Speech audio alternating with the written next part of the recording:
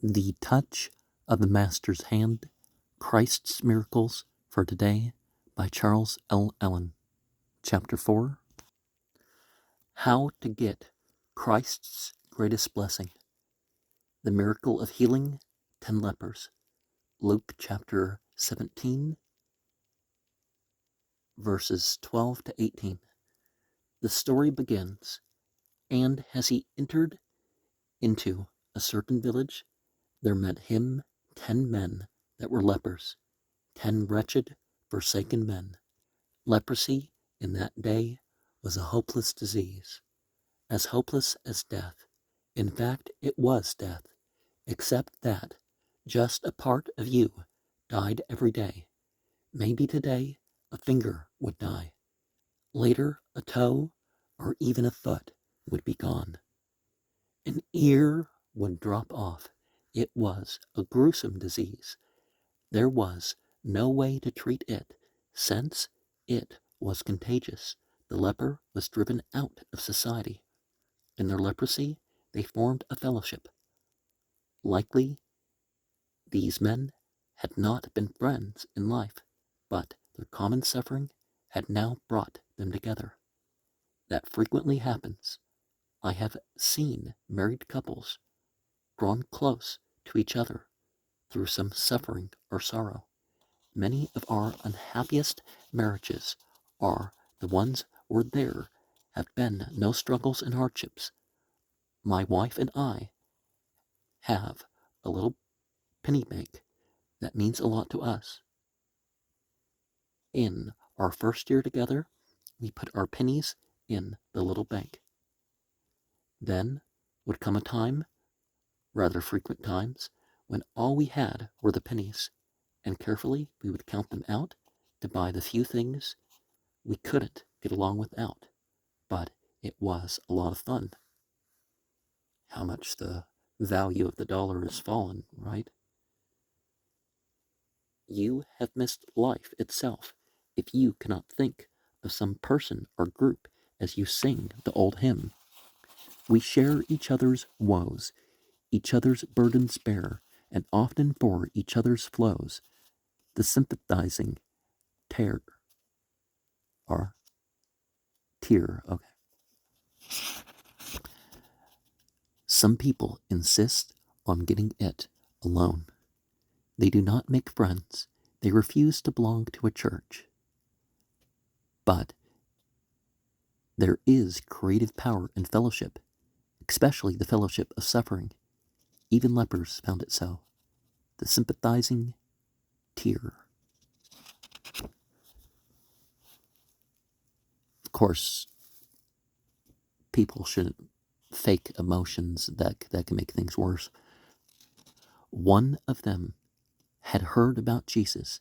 He told the others, and little by little, hope rose up in their hearts. They reached the point of believing.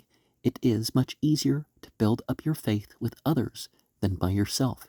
That is why we have the organized church. The experience of the centuries has taught us that though people possibly can maintain their faith alone, it is much harder that way. Even in spite of leprosy, these men were determined to live. There is a marvelous lesson here for those who are discouraged, for those who see no hope in the future, for those who would quit. Those people need the strengthening power of a fellowship. It may take time and effort, but it is worth it. I say to the people who join a church, it takes only a little time to put your name on the roll, but to become really a member of the church will take longer. It requires working with the people and becoming one of the many. Fellowship with others requires the giving of much, but eventually it means the getting of much. Through fellowship with each other, even a group of lepers found the inspiration and strength to keep trying. Faith plus obedience. When the 10 lepers met Jesus, they said, "Master, have mercy on us." Unlike their faith, there are some people who don't believe in prayer. They see others going to the altar, but that is not for them. Well, not all ways that people come up with are equal. They have needs in their lives they cannot meet, but they give up and quit instead of praying. Well, sometimes praying gives you permission to, or gives what's around you permission.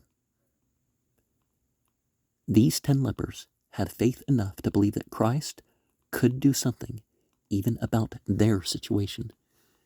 Jesus said, "All things are possible to him that believeth." Mark 9:23.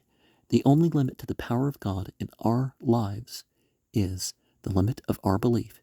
In this instance of the 10 lepers, Jesus saw fit to test out their faith. He did not always do that. On another occasion, a leper came to Christ, and immediately he was healed. Mark chapter 1, verse 40 to 45. But sometimes our faith needs to be perfected along the road of obedience. So Jesus said to these men, "Go show yourselves unto the priests." They might have looked at themselves and each other. They had experienced no change. They had not felt anything, but sometimes God answers our prayers on condition that we exercise our faith instead of turning away disappointed. These 10 men did what he said. We remember the song, "Trust and Obey." Sometimes the obeying takes more faith than the trusting. Now notice, and it came to pass that as they went, they were cleansed. We have problems and needs. We sincerely pray, but the full answer is not given us, and we are disappointed. But God always gives enough strength for the next step. He always tells us something we can do.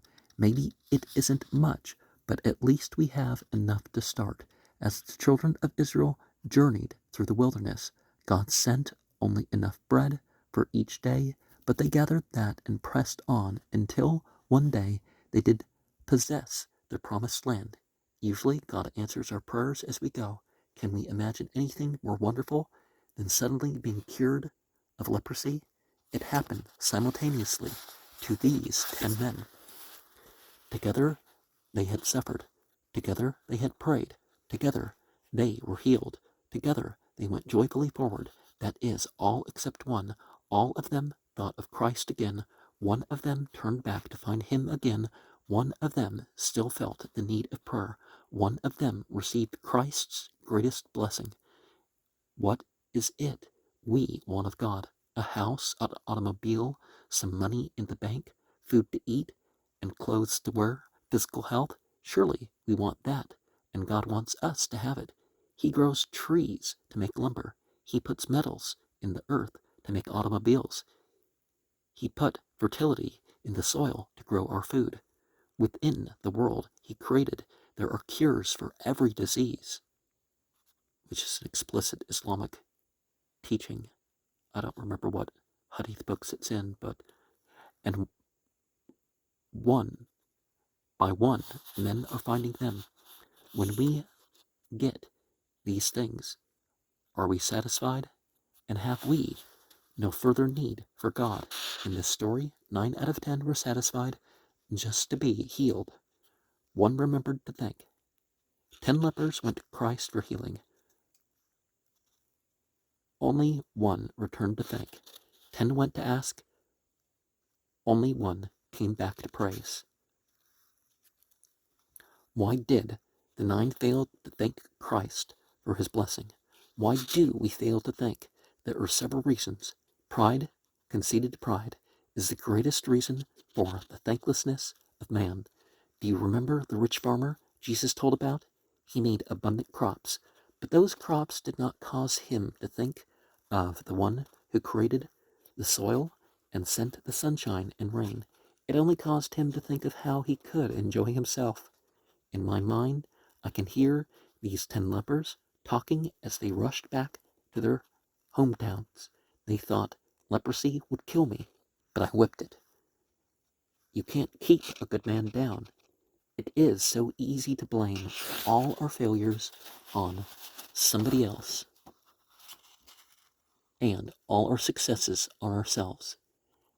And that doesn't make for gratitude. We are never thankful for what we have earned. When you get your paycheck, You don't write a note of thanks to the boss. More probably, you feel like telling him off for not paying you what you are worth. Well, of course, that's much worse nowadays when your average person works the equivalent of, 3 times as much for the wage as, back when people were complaining when it was relatively fair. To be thankful means that we must admit that we have received more than we deserved. Gratitude comes from a sense of unworthiness. The Bible tells us to humble ourselves, but instead we like to boast and to promote ourselves, and we like to use our blessings to feed our conceit and support our pride. That is why we are not thankful.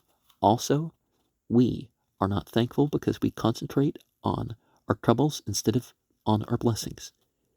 These 9 lepers had suffered both in body and in mind. There were financial reverses, the loss of friends.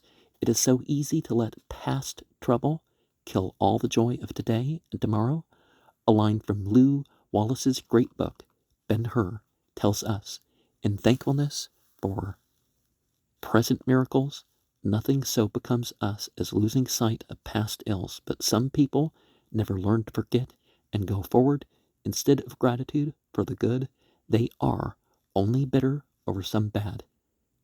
Their life stops for them and they become dead souls.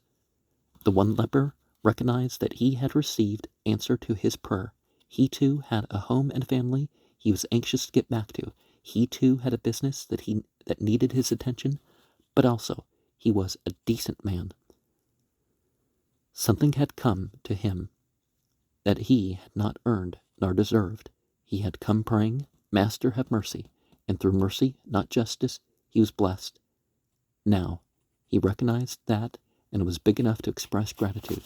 When Jesus saw him coming back alone, he said, "Were there not 10 cleansed? But where are the 9? The Lord was very disappointed. Not disappointed because he wanted their praise, but rather because he had an even greater blessing that he could not give the other 9. To the one man with the faithful heart, he said, "Arise, go thy way, thy faith hath made thee whole." Many people have possessed his physical blessings, but they are not happy, and in their hearts is no peace. But for those who recognize their blessings and express their gratitude, there is a spiritual wholeness awaiting, which is Christ's greatest blessing. Now, we can be grateful for the means to do good deeds, or maybe it's a neutral thing, but to do something that benefited us. So, yes, we make our effort, but our ability to always make the right choice, that is what's granted to us. And hardship is not quite the same thing as wrong being done to us. We are tested with hardship and ease, and honestly, it seems like ease is the thing that people fail the most with.